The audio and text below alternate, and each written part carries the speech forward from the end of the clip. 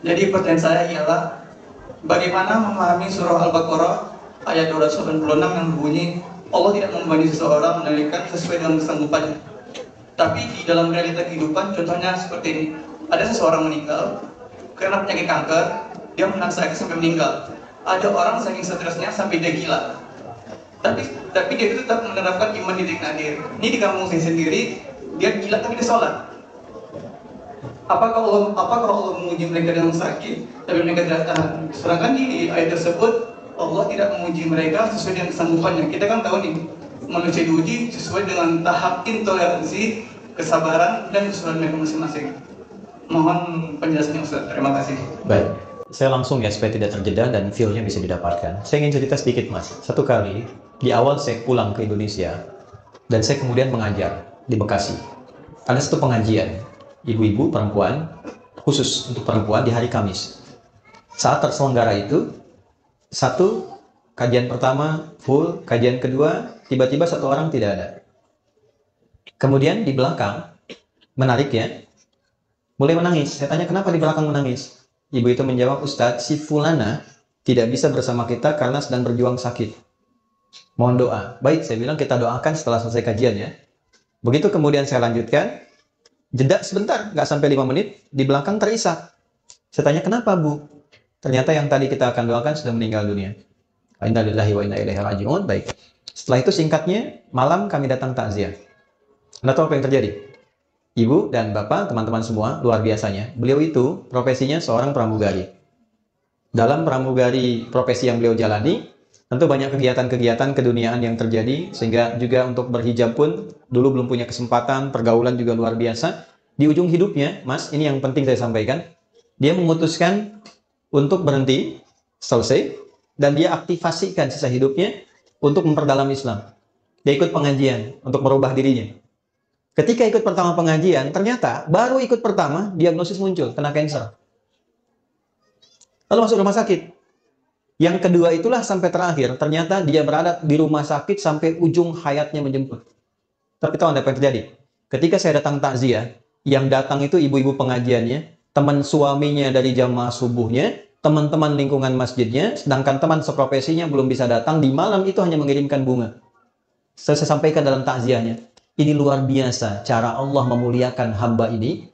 Allah berikan sakit sampai ujung hayatnya. Satu, supaya mengisolasi dia dari kegiatan-kegiatan sebelumnya yang sudah dilakukan, sehingga dia fokus untuk bisa menyebut nama Allah saja dalam hidupnya. Setelah dia berubah menjadi orang baik, setelah cukup baginya kemudian beribadah, Allah jemput akhir kehidupannya di tempat dia terisolasi, sehingga dia tidak berbaur lagi dengan yang lain untuk membuat sesuatu yang menyimpang dari kehidupan sebelumnya. Maka apa yang terjadi? Dijemputlah dia dalam keadaan yang baik, dosa-dosanya digugurkan, diberikan pahala yang kuat untuk dirinya, dan yang terakhir yang paling indah, bahkan dimuliakan dan diantarkan oleh tempat-tempat di lingkungan pengajiannya. Yang mau saya katakan apa? Semua apa yang Allah telah tetapkan, yang kita lihat sekarang itu cuma namanya saja. Sakit, kena kanker, kena tumor, macam-macam. Pada hakikatnya, semua itu ujian hidup. Oke? Satu dulu itu. Pada hakikatnya, semua itu ujian apa? Ujian hidup. Nah, semua bentuk ujian itu, apapun yang dialami, feel-nya pasti sama. Yang sakit misalnya, divonis dengan kanker. Yang baru dipecat dari, misalnya pekerjaannya. Sama-sama terasa, vonis itu kan menyakitkan kan? Sama-sama terasa nggak enak ya? Sama-sama terasa gelap kan? Substansinya sama, diuji dengan nama yang berbeda, tapi dengan rasa yang serupa. Semua kita dalam hidup akan mengalami peristiwa-peristiwa ujian-ujian itu dengan dua tujuan. Satu, ini yang saya ingin maksudkan. Nanti saya kembalikan ke Quran surah kedua ayat 286. Satu, supaya dalam perjalanan hidup itu, satu, kita bisa kenal Allah. Ini. Semua yang kita alami itu tujuan akhirnya untuk mengenal Allah. Anda belajar sepintar apapun, tujuan Anda diberi ilmu sampai sedemikian pintar supaya kenal Tuhan. Makanya disebutnya ilmun, ain lam mim. Ketika dikerjakan jadi amal, ain mim lam, objeknya alam, ain alif lam. Ain alif lam, alam itu artinya tanda dalam bahasa Arab, tanda yang mengenalkan pada Tuhan. Kalau dijamakkan jadi alamin. Kita declare dalam salat alhamdulillahi rabbil alamin. Nah, sebanyak-banyaknya ilmu itu untuk kenal Tuhan. Sampai kalau lihat langit itu kita tahu, oh betapa indahnya Allah menciptakan ini. Begitu lihat lautan, betapa luar biasanya Allah menciptakan ini. Kalau cuma kita sampai hanya menyimpulkan lautnya bagus, bintangnya bagus, itu baru luarnya. Belum sampai ke titik ilmunya. Itu ada di Quran, surah ketiga ayat 190 sampai dengan ayat 200-nya. Nah, dari kita mulai menapaki hidup, tujuan terbesarnya kenal Tuhan. Anda kerja sampai kaya, sampai punya harta dan sebagainya. Silahkan. Tapi kalau sampai banyak harta nggak kenal Allah, ada sesuatu yang salah dalam episode kehidupan itu. Nah, ada orang-orang yang dikenalkan lewat sifat sukacita, suka. Hal-hal yang cenderung disukai. Dan bercita-cita untuk mendapatkan itu. Pintar, kaya, punya kedudukan. Ujungnya apa? Kenal Tuhan. Gimana caranya dengan harta itu kita dekat dengan Allah? Gimana caranya dengan kedudukan kita dekat dengan Allah? Ini konsepsinya ada di Nabi Sulaiman misalnya. Ketika dipuji, Anda begitu hebat, bisa menaklukkan awan dan sebagainya. Apa jawab beliau? Hadza min fadli rabbi liyabluwani aashkuru an akfur. Ini keutamaan yang Tuhan titipkan pada saya hanya untuk menguji secara konseptual apakah saya kenal Allah atau tidak. Mengenal Allah dengan sifat sukacita disebut dengan syukur namanya. Oke? Jadi syukur itu bukan sekedar mengucapkan alhamdulillah di lisan kita dari nikmat yang kita terima. Syukur itu bagaimana kita mengolah nikmat yang Allah kasih kepada kita untuk menggunakan nikmat itu supaya lebih kenal dan dekat dengan Allah. Disitulah baru terasa nikmatnya punya Tuhan. Apa fungsi mata? Bukan kalau cuma sekedar melihat, hewan juga melihat. Ayam melihat, kambing melihat. Mata kita ditugaskan untuk melihat yang baik-baik. Bagaimana taunya yang dilihat baik? Pelajari ketentuan Tuhan. Baru terasa punya Tuhan ketika dipraktekkan ketentuan itu. Kata Allah, jangan lihat, dipalingkan. Baru kita merasa iman kepada Allah. Kalau nggak pernah kita ikuti, kita nggak merasa punya Tuhan. Makanya yang sudah beriman, sudah berislam, kan nggak semua bisa dilihat. Ya kan? Anda keluar, lihat reklame di luar. Ada tampilan postur yang tidak boleh dilihat. Kan Anda palingkan kan? Lalu lisan Anda berkata, astagfirullah. Nama Allah disebut. Dan tidak ada yang terlambat. Matanya tetap, lisannya istighfar. Astagfirullah. Nggak begitu. Ya kan? Nah, disitulah baru terasa nikmatnya punya Tuhan. Itu satu. Ya, yang kedua, ada ujian yang kedua terasanya duka. Nih.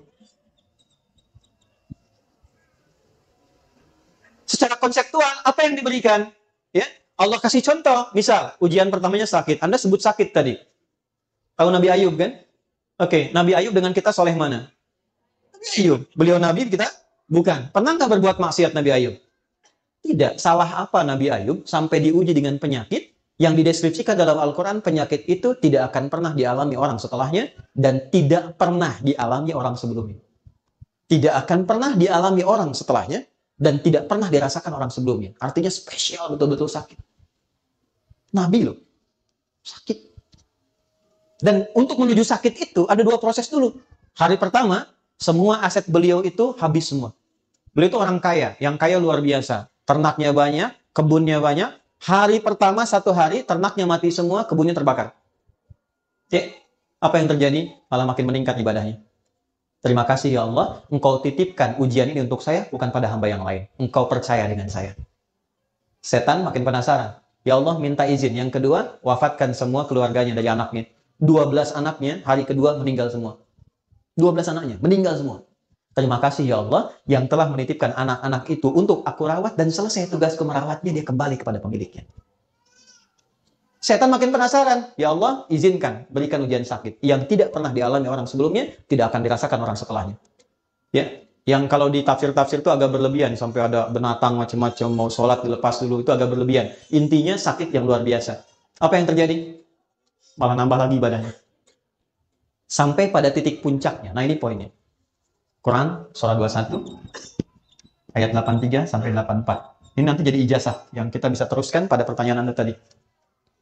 Sampai pada puncaknya ketika beliau tidak mampu menunaikan ibadah dengan sempurna lagi karena makin dahsyat penyakitnya yang kemudian menerpa, maka keluarlah kalimat ini. Wa ayyuba, dan pernahkah engkau belajar dan dengar kisah Ayub? Idznada rabbahu anni massani yadhurru wa anta arhamur rahimin. Ketika beliau bermohon pada Allah dengan mengatakan, ya Allah, penyakit ini, perhatikan kalimatnya, sudah mulai mengganggu aku, sehingga aku tidak bisa menunaikan ibadah lagi dengan sempurna. Jadi minta sembuhnya itu bukan sekedar ingin sehat, tapi motivasinya untuk lebih mendekati Allah. Anda kalau sakit pengen sehat, bisa kan pengen sehat kan? Nah setelah sehat itu mau ngapain? Di Quran itu ada panduan yang sangat indah. Kalau penyakit Anda ingin disembuhkan, Ya, dengan cepat. Tatkala orang memvonis Anda mustahil, tidak mungkin dan sebagainya, maka satu hal yang pernah dicontohkan Nabi Ayub, arahkan kesembuhan itu dengan tujuan untuk meningkatkan kedekatan diri dengan Allah. Ya Allah, penyakit ini sudah mulai menghambat hamba untuk semakin meningkatkan ibadah kepadamu. Sedangkan kau yang paling sayang kepadaku. Kalau pada yang paling sayang tidak menyembuhkan, kepada aksi apa lagi aku mesti berharap? Wa anta arhamar rahim. Apa yang terjadi? Fastajab. Dijawab itu dengan cepat tanpa jeda. Harfu aqfin rabitin baina syai'aini bila hudud. Paham? Tidak. Huruf yang menyambungkan dua peristiwa dengan cepat tanpa jeda. Peristiwa pertama berdoa, peristiwa kedua dikabulkan doanya. Antara berdoa dengan dikabulkan doanya tanpa jeda. Begitu bermohon, seketika dikabulkan. Tapi kapan pengabulan itu terjadi? Ketika sabar dijalani.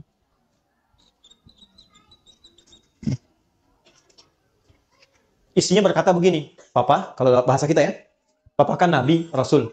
Minta aja sama Allah sembuh. Nggak minta kaya, minta sembuh, pasti dikabulkan. Apa jawab Nabi Ayub? Swes, jawabnya apa? Kata Nabi Ayub gini, Mah, berapa lama kita ini kaya? Ada riwayat mengatakan 70 tahun, ada riwayat mengatakan 20 tahun. Berapa lama kita sehat? 20 tahun. Berapa lama kita diuji sakit? 15 tahun. Nanti sajalah saat sakitnya sama dengan ujian sehatnya. Selama 20 tahun, baru aku minta kepada Allah. Aku malu diuji sehat 20 tahun, diuji keberkahan 20 tahun, baru diuji sakit, sabarnya belum optimal, aku sudah minta kepada Allah. Nanti saja, kalau sudah sama ujian sakit dengan sehatnya, baru aku minta. Tapi ini bukan level yang kita harus tiru gitu kan? Tidak, bukan begitu maksudnya. Saya ingin tunjukkan bagaimana beliau mengelola implementasi sabar dalam kehidupan. Jadi ketika seseorang bisa melihat syukur dan sabar, dua anugerah yang ditampilkan untuk mengenal Allah, disitulah semua jadi netral. Ini yang dimaksud hadis Nabi dalam Sahih Al-Bukhari, ajaban li amril mu'min. Orang Islam itu kalau imannya sudah mulai meningkat, akan terjadi peristiwa yang mengagumkan. Apa yang terjadi? Jika dia merasakan senang, dia bersyukur. Jika dia diuji dengan musibah yang terasa duka, dia bersabar. Sehingga semua terlihat netral untuk mengenal dan mendekat kepada Allah Subhanahu wa Ta'ala. Makanya ada ulama yang biasa sakit. Begitu tidak sakit, dia nangis. Kenapa Anda menangis? Padahal kan Anda sehat. Saya khawatir ketika Allah tidak memberi saya sakit di pekan ini, Allah sedang meninggalkan saya.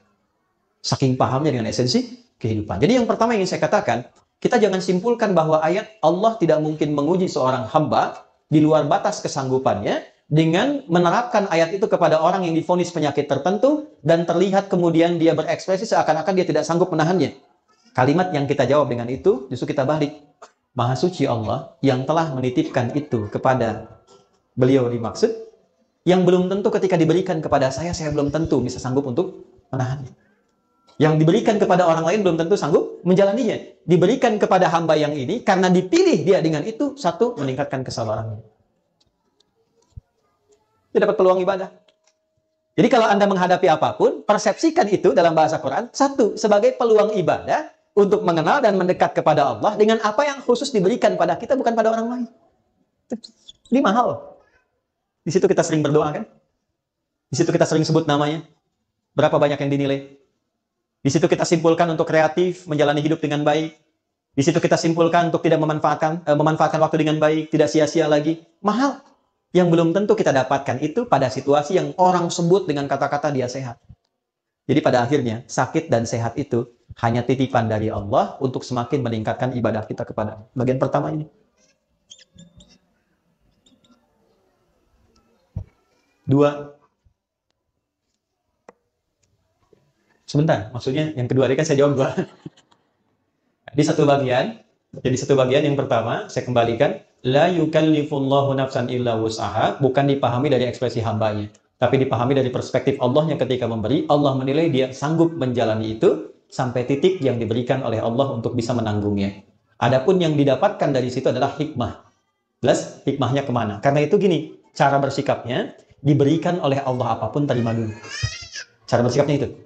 Katakan pada diri kita, terima kasih ya Allah yang telah menitipkan ini kepada saya, bukan pada yang lain, karena engkau menilai aku sanggup menjalaninya. Setelah itu yang kedua, kenali Allah dengan petunjuk-petunjuk yang diberikan kepada kita lewat pemberian itu. Jadi kalau sakit, belajar hikmahnya tentang ayat-ayat sakit. Jangan Anda sakit, belajar yang dikaji tentang ayat-ayat bisnis. Nggak nyambung. pelajari Nabi Ayub, Nabi Ibrahim ketika sakit bagaimana, ya. Dan yang kedua tadi yang ingin saya sampaikan, supaya kita bisa menikmati proses ikhtiar di dalamnya, sehingga mengumpulkan banyak pahala yang mungkin bisa kita raih, yang tidak ditemukan dalam kondisi apa? Sehat. Jadi semua netral terlihatnya. Allahu a'lam bishawab.